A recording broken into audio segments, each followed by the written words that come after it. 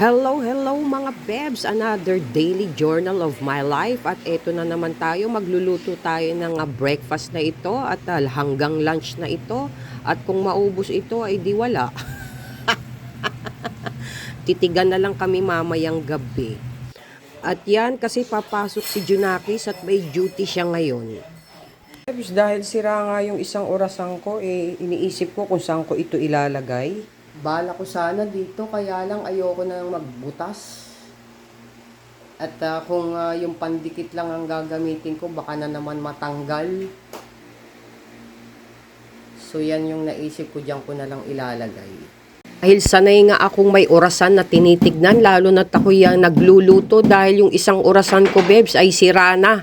Kailangan kong palitan yung pinakamakina.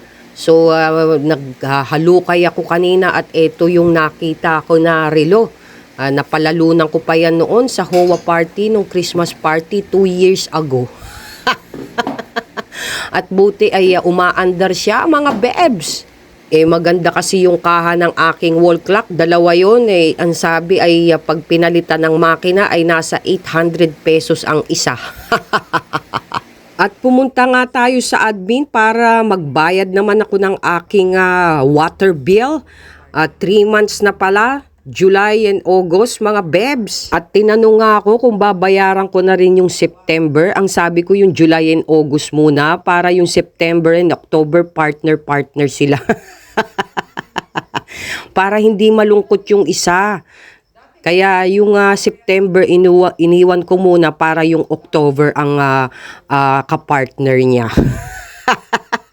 Ang taas na rin ng tubig ko, mga bebs. Dumoble na ang presyo na dating nasa 400 lang ay ngayon ay nasa 800 na. Pambihira, madalang na nga akong naliligo, mga bebs. Tapos ang laki pa rin ng tubig ko. So at least bago dumating yung notice dahil papunta na raw sa bahay at inunahan ko na. Dahil yung notice ay nag-iikot na.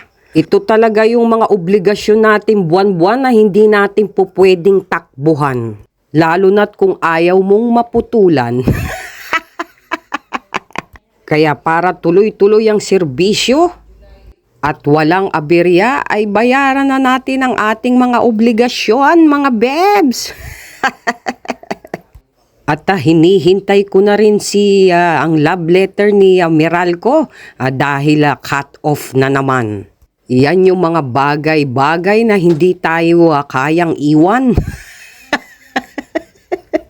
Dahil parte na ng buhay natin ang mga obligasyon na yan. Good vibes, mga bebs. Mwah!